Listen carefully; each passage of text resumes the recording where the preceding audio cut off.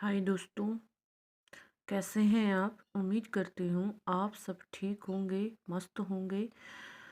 तो दोस्तों, अपन देख रहे हैं बीए द्वितीय वर्ष हिंदी साहित्य प्रथम प्रश्न पत्र रीतिकालीन काव्य में जो घनानंद है उसके पदों की व्याख्या अपन लोग देख रहे हैं।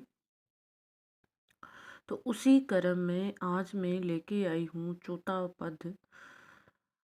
तो देखिए क्या है इसमें।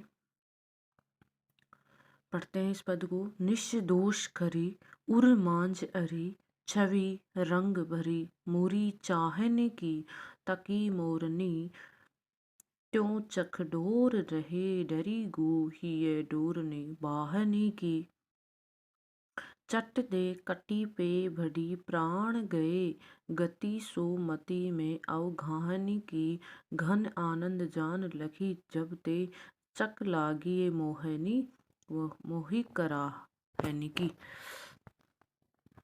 देखिए प्रसंग देखें आप इसका। तो क्या करना है, प्रस्तुत जो सवैया है या प्रस्तुत अवतरण घनानंद द्वारा रचित घनानंद कवित्त से अवतरित है और घनानंद कवित्त को आप इन्वर्टेड कोमा में बंद करेंगे। इस पद में नायिका के मुड़कर जाने की स्थिति पर नायक मोहित हो जाता है और मोहित नायक के मनोभावों का यहाँ पर उद्घाटन किया है या व्यक्त किया है।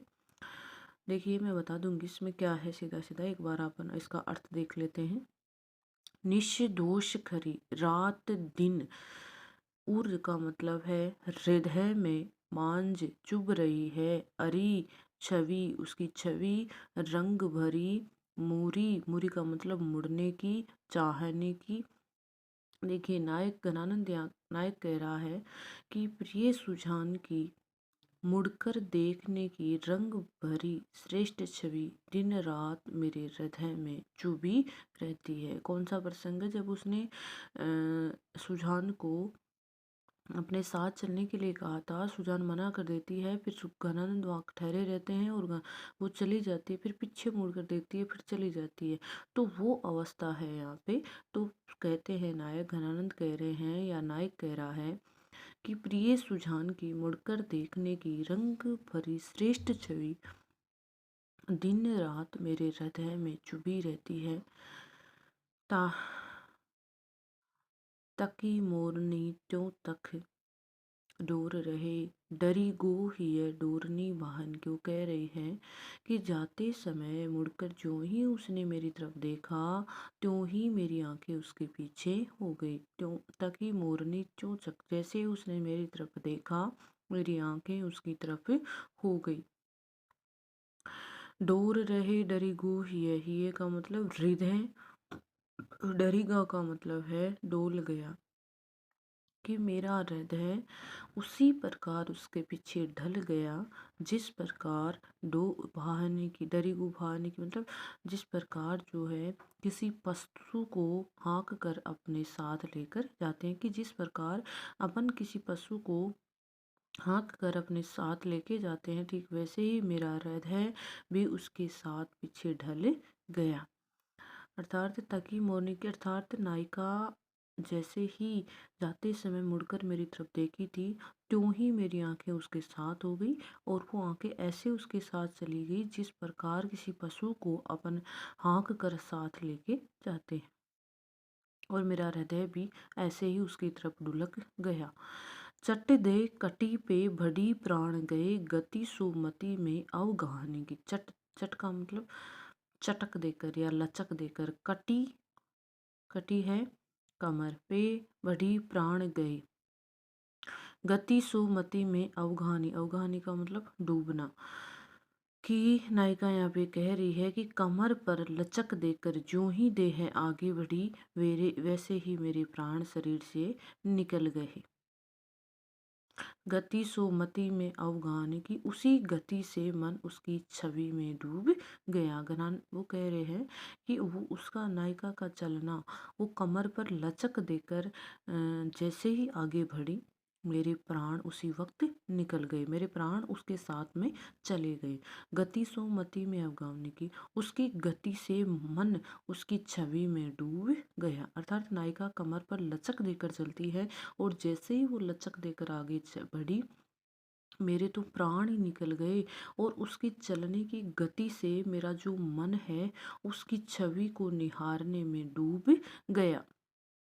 घन आनंद जान लखी तब ते चक लागिए कराहनी की। घन आनंद, देखिए घनानंद यहाँ पे कह रहे हैं कि जान लखी तब ते, कि जब से मैंने प्रिय सुजान को देखा है, चक लागिए मोही कराहने की, तब से मुझे आहें भरने की रट लग गई है। घनानंद यहाँ कह रहे हैं कि जब मैंने प्रिय सुजान को देखा है तब से मेरे हृदय में आहें भरने की रट लगी हुई है।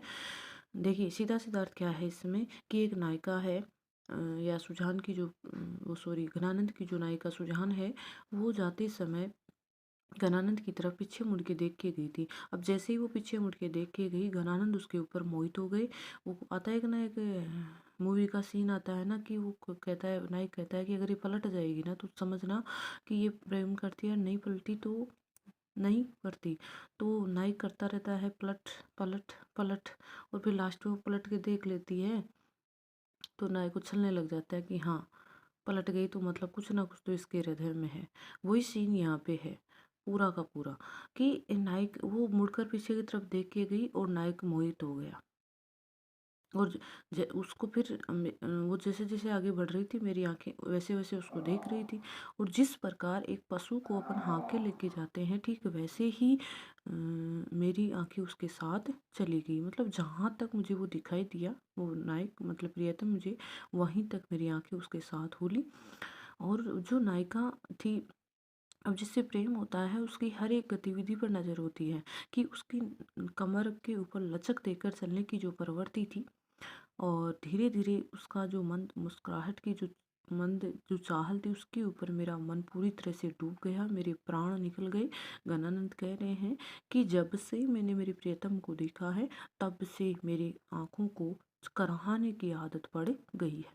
तो ये दोस्तों ये पद है, इसमें नायक की आसक्ति और विवशता का वर्णन किया गया है और इसमें अनुप्रास अलंकार का बहुत ही अच्छा प्रयोग किया गया है। तो ये पद है आपका।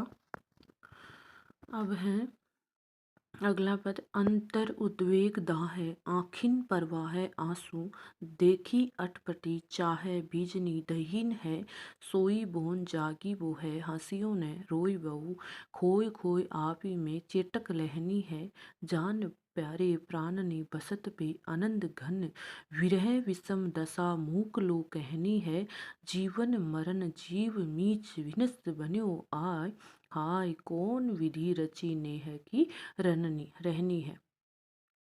यहाँ पर भी घनानंद के इस पद में एक जो व्यक्ति विरह में तड़पता हुआ व्यक्ति है, उसकी विलक्षण दशा का वर्णन किया गया है, और जो वियोगी व्यक्ति होता है उसकी दशा और स्थितियों का बहुत ही अच्छा वर्णन किया गया है।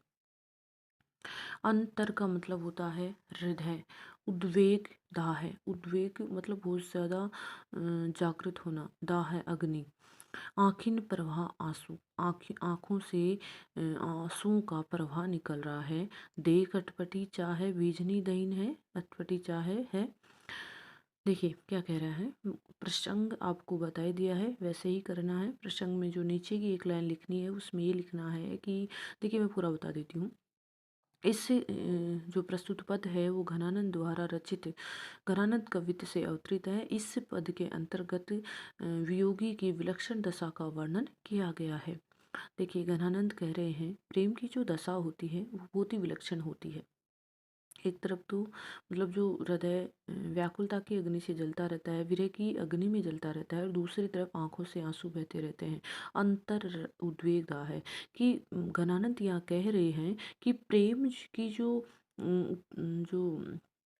प्रेम जो है उसकी दशा बड़ी ही विलक्षण होती है। एक तरफ तो हृदय जो है उसकी विरह रूपी अग्नि में जलता रहता है, दूसरी तरफ आँखिन प्रवास और दूसरी तरफ आँखों से आंसू की धारा बहती रहती है, कि एक तरफ तो जल रहा है और दूसरी तरफ आंसू बह रहे हैं, मतलब जलना और पानी का आना। वह जहाँ जलन होती है वहाँ पानी डालते हैं तो वो आग बुझ जाती है, लेकिन यहाँ तो दोनों चीज़ें एक साथ हो रही हैं। इसीलिए घनानंद कह रहे हैं कि जो प्रेम है वो उसकी बड़ी विलक्षण वो होता है, उसकी आंखों से लगातार आंसू निकलते रहते हैं। एक तरफ हृदय जलता रहता है और एक तरफ आंसू निकलते रहते हैं। देखी अटपटी चाहे भीजनी दहीन है, वो कह रहे हैं इस प्रकार प्रेम के अंतर्गत ऐसी चाहत, भीजनी, भीगना, दहीन, जलना, कि प्रेम में जलने और भीगने का एक साथ अनुभव होता रहता है। कि जहाँ अर्थात कवि यहाँ कह रहा है कि प्रेम के अंतर्गत व्यक्ति जो है उसको एक साथ जलने और एक साथ भीगने का अनुभव होता रहता है। और जो वियोगी होता है वो अपने आप में लीन होता है और सम्मोहित सा प्रतीत हो। सम्मोहित मतलब ऐसा होता है कि वो सामने वाले जिससे प्रेम करता है उस पर पूरी तरह से मोहित हो चुका है, उसे किसी प्रकार का कोई भान नहीं रहता है। सोई बून जागी वो है, हंसी वो न रोई बहू, खोई खोई आप ही में चेटक लेनी है। कि वो नायक अपने आप में ही खोया हुआ रहता है। ऐसे लगता है कि नायिका ने उसके ऊपर जो है वो जादू कर दिया है। चेटक का मतलब होता है जादू। कि ऐसा लग रहा है कि उस नायिका ने उसके ऊपर जो है वो जादू सा कर दिया है। सोई बोन जागी वो, नायक सोना चाहता है लेकिन सोते हुए भी वो जागता रहता है। हंसी वो न रोए भू, उसे ना हंसने का पता है और ना रोने का। मतलब वो पूरी तरह से उस नायक को अपने आप पर खुद का पूरा होश नहीं है और उसको देखकर ऐसा लग रहा है कि वो उसके ऊपर किसी ने जादू कर दिया है। जान प्यारे प्राणनी बसत पे आनंद घन, वो कहते हैं जान प्यारे प्राणों से भी अधिक प्यारे प्राणनी बसत, मेरे हृदय में बसने वाले आनंद घन, आनंद की वर्षा करने वाले। विरह विषम दशा मूक लोकैनी है, विरह की विचित्र दशा बनी हुई है। और इस विरह की जो अवस्था है वो ऐसी हो गई है जैसे मानो कोई गूंगा व्यक्ति है और वो अपनी जो बातें हैं वो कह नहीं सकता। वो बातें हैं यहाँ पे गणानंद यहाँ कह रहे हैं कि प्रियतम के प्राणों में ही बसे हैं, मेरे प्राण तो प्रियतम के प्राणों में बसे हैं। और फिर उनके अभाव में विरह की भयंकर अवस्था में मेरा जो स्थिति है वो गूंगे की तरह हो गई है। अर्थात मेरे मन में जो भाव हैं मैं उनको कह नहीं सकती। जिस प्रकार गूंगा व्यक्ति अपनी भावनाओं को स्पष्ट नहीं कर सकता, ठीक वैसे ही मैं भी मेरी बातें स्पष्ट नहीं कर पा रहा हूँ। अर्थात मेरी जो अनुभूति है उसको मैं मतलब व्यक्त नहीं कर पा रहा हूँ। जीवन मरण जीव मीच विनस बन्यो आय, हाय कौन विधि रचा नेही की रहनी है। वो कह रहे हैं विरह की विषम दशा में प्राणों के बिना ही जीना और मरना, मृत्यु के बिना ही मरना बदा है। कि विरह की ऐसी अवस्था बनी हुई है कि उसमें जीना और मृत्यु दोनों, भाई मृत्यु नहीं है कि प्राण प्राण रहते हैं तभी जीना पड़ता है, कि प्राणों के बिना जीना पड़ रहा है और मृत्यु के बिना ही मरना पड़ रहा है। अर्थात प्राणों के बिना जीवित रहना पड़ता है और मृत्यु नहीं आती फिर भी मरना निश्चित है। न जाने हाय कौन विधि रची नेह की रहनी है। कि न जाने विधाता ने संसार में प्रेमी के रहने का ढंग अलग विलक्षण क्यों बनाया है। उसमें ना तो जीवित रहता है और ना ही वो मर सकता है। ये बात यहाँ पर अर्थात कवि यहाँ पे बता रहा है कि ये वियोग के अंतर्गत तड़पते हुए एक व्यक्ति की मनस्थिति का यहाँ पे वर्णन किया गया है। कि उसका हृदय एक तरफ तो वियोग विरह रूपी अग्नि में जलता रहता है, दूसरी तरफ उसकी आंखों से आंसू निकलते रहते हैं। ये प्रेम के अंतर्गत ऐसी अजीब सी चाहत मैंने पहली बार देखी है कि उसमें भीगना और जलना एक साथ हो रहा है। और नायक की ऐसी विचित्र स्थिति हो गई है कि ना वो सो पाता है, ना वो ढंग से जाग पाता है, ना हंस पाता है, ना रो पाता। उसको खुद को होश नहीं है, उसको खुद के किसी प्रकार का ऐसा लग रहा है किसी ने उसको सम्मोहित कर लिया है, किसी ने उसके ऊपर जादू सा कर दिया है। वो कह रहे हैं कि मेरे प्रियतम में मेरे प्राण बसते हैं, वो आनंद उनके साथ रहने से मुझे आनंद की प्राप्ति होती है। और विरह के अंतर्गत ऐसी अवस्था हो गई है कि मेरी स्थिति गूंगे की तरह हो गई है कि इस विरह के अंतर्गत जलते हुए मैं मेरी व्यथा को व्यक्त नहीं कर सकता हूँ।